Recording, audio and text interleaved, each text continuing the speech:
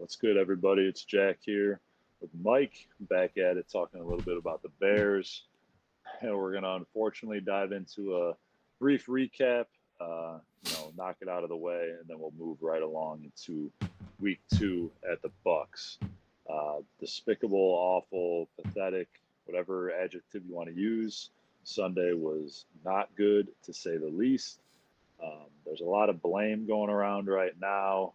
It probably falls a little bit on everybody's shoulders. I am going to say that for me, I don't need to get into what I'm sure everyone's talking about on their own anyway. There's one guy who's not really being mentioned, and it all falls at the feet of Ryan Poles. I don't know what he's doing. He's not getting a lot of flack. I don't know why necessarily. Allegedly, when they hired him, he had full control of who he could hire as the head coach. I, as we talked about when it happened, don't believe that. I believe that Ted Phillips and the committee told him that Eberflus was going to be the guy because he was the guy before Ryan Poles was ever in the conversation. I find it hard to believe that they would hire Ryan Poles and he would just happen to like the same guy that they had liked all along. But he's publicly said it's 100% his decision, so that falls at his feet. Eberflus has been a disaster, absolutely pathetic. I don't care what they were doing last year. That's on Poles for hiring a bad coaching staff that's doing a really bad job after week 1. Poles has done a horrendous job. I don't know how he's catching any flack in free agency. His first move is signing a defensive tackle that he ends up not signing a day later because of some sort of he can't pass his physical, and Poles must not be doing his homework ahead of time. That's a red flag out the gate. His first offensive draft pick is Velus Jones. There's no reason that Velus Jones should have been on the roster after this training camp, after how bad he was last year, and then coming into the preseason, he's doing this. He's up to the same gimmicks he was the year before. He's 35 years old. Just because he's your first pick doesn't mean he has any business being on this roster. He signs Nate Davis in free agency. He's supposed to be the right guard. That's going to be a stud. He looks atrocious. It's causing problems on the team, not wanting to practice. That was all known in Tennessee before Poles went out and signed him. He signs Lucas Patrick last year to be a center. He's going out and identifying these supposed offensive linemen to be his guys, and they all are horrible. They're not doing anything to help protect this team, not get anything moving in the right direction. He makes the trade for Chase Claypool. What has Chase Claypool done? You tell me. I don't think he's going to be on the field on Sunday because that's what he's been doing. It just move after move after move has gone the wrong way. Sure, Darnell Wright, a lot of people who know a lot more about football than I do are excited about him, think he's got a bright future, but we all know what the hell Jalen Carter's doing. So if you can bring in these character guys who have all these known issues, and there's a question mark about a kid out of college who did some stupid things, and you pass on him even though you know he's a generational talent, but you're in the same breath, you're bringing in all these guys. You have supposed this culture. You come in and say you're going to take the North and never give it back. I got news for you, Ryan. You're 0-7 against the division since you took over. So I don't know what you're talking about. I don't know why anyone's putting heat on you, but you better figure it out, man. Yeah, man, it's borderline panic mode for me right now. I mean, we've lost what 14 in a row, I think, at this point. If you go back to, I think they were 3-3 last year at one point, and then they lost 13 in a row or 11 in a row. So maybe we've lost 12 in a row now. For some reason, I think that's Sunday was the 11th in a row. Okay. But maybe Well, I have either that way, wrong. we've lost a shitload of games in a row. It's a tough situation in Chicago right now as a Bears fan. Um, and to go out there against your biggest rival and just lay an absolute egg after a complete offseason where, this is supposedly your first step in the right direction after watching a bunch of guys take practice off because they're going to be ready come game and then all those guys underperform. It's a tough time to really believe in anybody in this organization from top to bottom. So, with that being said, I got 3 keys to a victory this weekend at Tampa Bay. 2 of them I'm gonna be a little bit more passionate on. So I'm gonna start with the one I'm a little bit least passionate on here. The first key for my win or for a win and to get this thing back in the right direction is our interior offensive line has to play better. Lucas Patrick graded out as the 31st best out of 32 centers after the Green Bay game. Another one of Poles' signings, by the way. The only guy he's ahead of is John Michael Schmitz, which actually is somebody who went out of the draft. He had a terrible game for the Giants against the Cowboys, but Why you gotta bring that up? so Patrick, he's supposed to be a veteran signing. Last year dealing with injuries, but to go out and just get absolutely bullied by the Packers is tough. His former team, maybe he's a spy for the enemy. Who knows? But then Davis, who's your big interior offensive line signing, and Whitehair, who's making $14 million this year, they go out and they're the 47th and 49th best guards in the league. That interior offensive line was terrible against the Packers. Sure, do the Packers got some guys? Yeah, but it's not like they're going to be some like elite defense. And for our interior offensive line to go out there and just lay an absolute dud of a game out there is tough. All right, the next two, Eberflus has the hits principles, right? That's his thing. His big high effort, intensity, tackles, and whatever else the fucking thing is. Allegedly. It's some grade school bullshit that you're like trying to come up with like an acronym like that or whatever. So I got two acronyms for him. Okay, I need him to have some balls on Sunday. I need him to bench all the lazy losers, you shithead. That's what that one is. Chase Claypool, Nate Davis. If you don't want to practice, you guys fucking suck. Just quit. Just fucking retire. Be done with it. You guys are fucking terrible. It's one thing if you're like Justin Jefferson and taking a couple days off or a day off to like get your body right. You guys fucking suck. You need the practice. So those two guys, Justin Jones, I'm not going to go as far, I guess, to call him a lazy loser, but he sucks too. That guy should not be starting on any NFL team. And Eddie Jackson, last of all, just a little piece. I've liked Eddie Jackson over the years. He's had his ups and downs with the Bears. Overall, like he grades out somehow pretty decently, but it just seems like he's a liability out there at times, and it's like he just doesn't put his fucking face mask in the game. I can't stand it when you're a pro football player and it just seems like you can't put your fucking face in the game. So that's my first acronym for Eberflus, and I'm gonna say he needs to put in the high effort guys, live to his supposed principles, and put in the Roshan Johnsons of the team, put in the Billingses of the team, put in Gervon Dexter didn't have a great game, but I'm seeing highlights where he's hustling across the fucking field. If Cole Kmet is getting content out there, put in Bobby Tonyan. Fucking, I don't care if you just paid him. I mean, if you're watching game film and people are not putting an effort on a 0-17 potential team, get them off the fucking team. So we need more effort is basically that one. And then the third key. And the thing that's troubling about all that is you have all this build up all off season long. You were just the worst team in the NFL.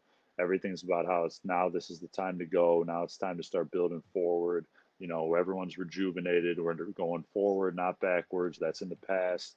And you're at home against your rival. I don't even know why we call the Packers our rival anymore. Yeah, it's seriously embarrassing. They just bully us. They beat our ass. It's to steal the saying. There's no rivalry between the hammer and the nail. It's ridiculous. And how you come out at home with that effort and what on TV. I mean, you were there. I was just watching the game. You could tell the crowd was juiced on TV. It was loud. That first drive. Even after the Bears gave it up, that first third down, it was loud in there, man. You could tell through just watching the game on TV, the crowd was all jacked up, and the players just, for the most part, gave us a whole lot of nothing, man. Yeah, I mean, the crowd was really good. I will say, and this is not to defend anything any of our players said, because they should all shut the fuck up and swallow their pride and fucking take it on the chin because they laid a dud out there. But it was the booing was early. And I know Chicago's frustrated, but it was fucking early. But that being said, we came fucking juiced, ready to go. The crowd was in it. So yeah, I mean, it was the first half when it was still a ball game. The crowd was very into the game for sure. Um, but yeah, the last key I got is we're gonna say the coaching staff needs some nuts. Okay, they need to know your team's situation. Situational football was fucking terrible against the Packers. That's like a classic one of those games where it looked like we had a Division 2 football coaching staff up against an NFL coaching staff. Where every time there was a third down when we were on defense, the Packers are converting, and anytime that we need to execute on offense, we're just not to like either give our defense some time to operate in 2 minute drill, anything. There was a situation in particular at the end of the first half. The Bears got the ball down 7-6. This is still a ball game. And at this point, you know, I would argue that the Bears were maybe moving the ball a little bit better than the Packers at this point. We're down 7-6. 2 minutes and 12 seconds left in the second quarter. Anybody's ball game. We don't score in that 2 minute and 12. But not only that, we only burn a minute of the clock and give them the ball back with a minute and 12 seconds left. Then we get them in a third and long. They convert for like 40 yards, and then they get a field goal. So now it's instead of if we just get out of there without giving them the ball back, it's still 7-6. Now it's 10-6, and they get the ball at half. And what do? They go out and score a touchdown in like a minute, like fast as fuck, march right down our throats. So it's just one of those scenarios where if we execute at the 2 minute drill, at least get a field goal, we're up 9-7 going into halftime. If they score, it is what it is. We're still in a dogfight. It goes from potentially 9-6 to 17-6, and Green Bay's got all the momentum. The situational coaching was horrifically bad, and yes, some of it's on the players, but it was just the situational football across the board against the Packers. That was a NFL team. I'm not even going to say they're going to be like a top tier NFL team, but that was a legitimate NFL team that has their operations, knows the situations, knows this is crunch time. This is when we need to execute.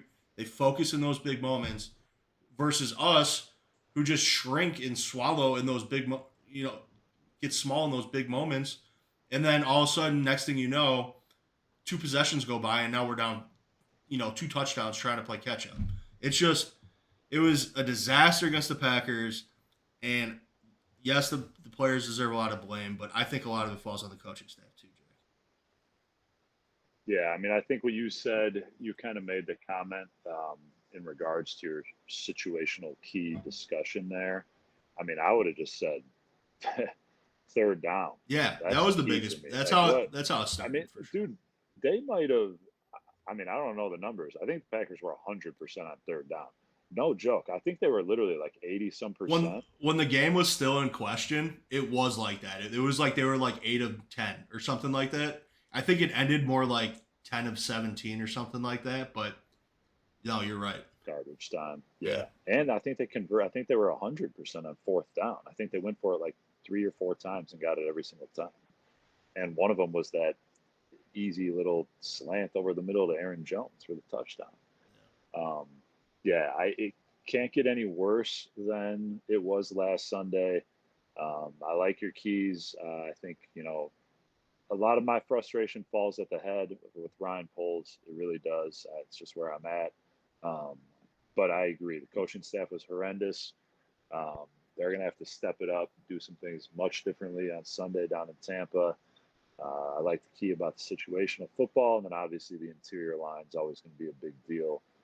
Need Nate Davis to show up a little bit better. I mean, I was one of the people who was kind of saying like, all right, well, this is what he's done. He's never been a guy who likes to practice. He's been a pretty solid pro. Hopefully he knows what he needs to do to get himself in shape and he'll be fine. And that just certainly did not appear to be the case this past Sunday. So hopefully it turns it around quick in a week because it's going to be hot down in Tampa.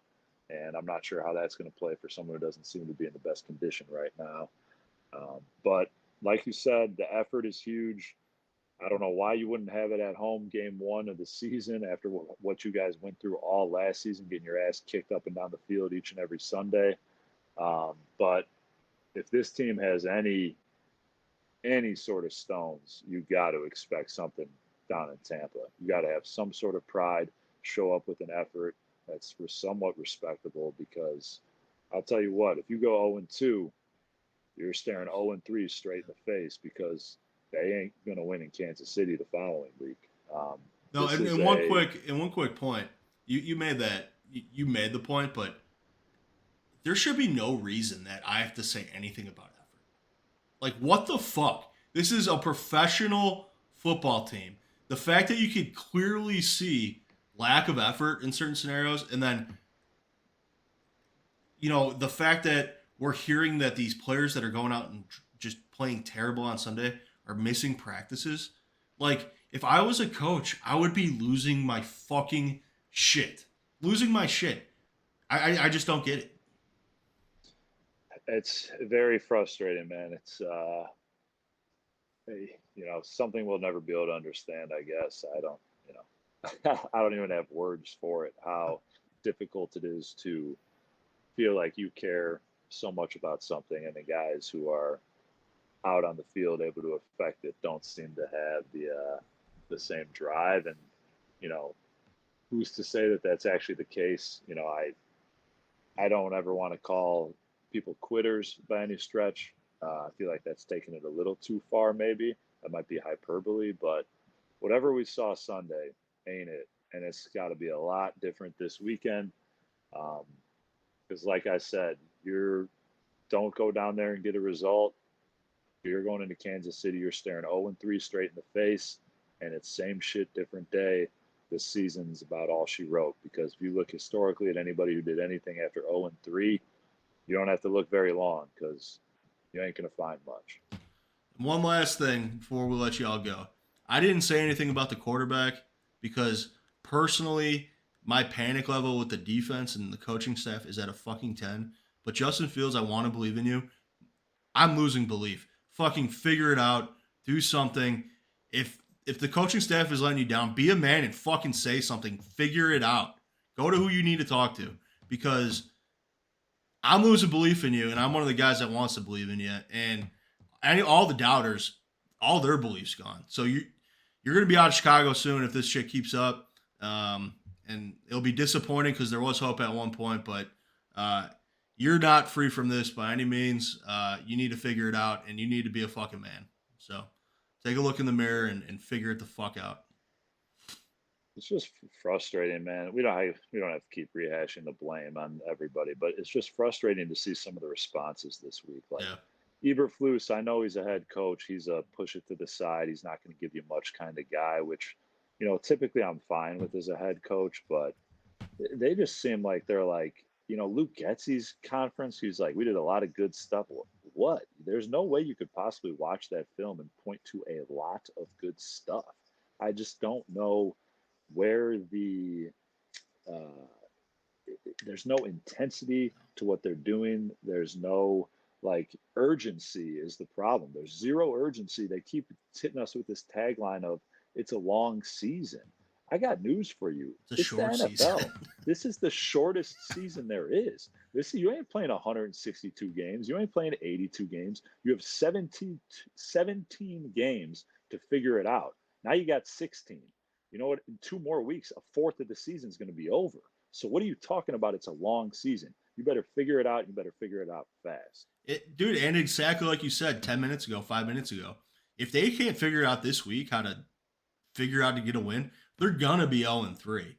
And this is not a team that can even consider the playoffs with starting 0-3. So at that point, it's just a matter of can we do anything to salvage the season? And if that's the case 1 month into the season, what the fuck are we doing? Hey, man. That said, you know, by the time Sunday morning rolls around, I'll be a Bears by a billion guy. I mean, I'll be watching, I'll be rooting, but what the fuck, man? Show us something, please. Yeah, got to step up Sunday. Like the Keys. You got anything else before we get out of here? No, I maybe glossed over the Packers game a little bit quickly. Maybe didn't add too much, but I figured I could kind of incorporate that into the keys of this week, kind of reflecting on last week.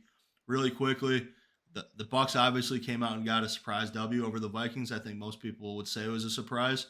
That being said, they still got some guys.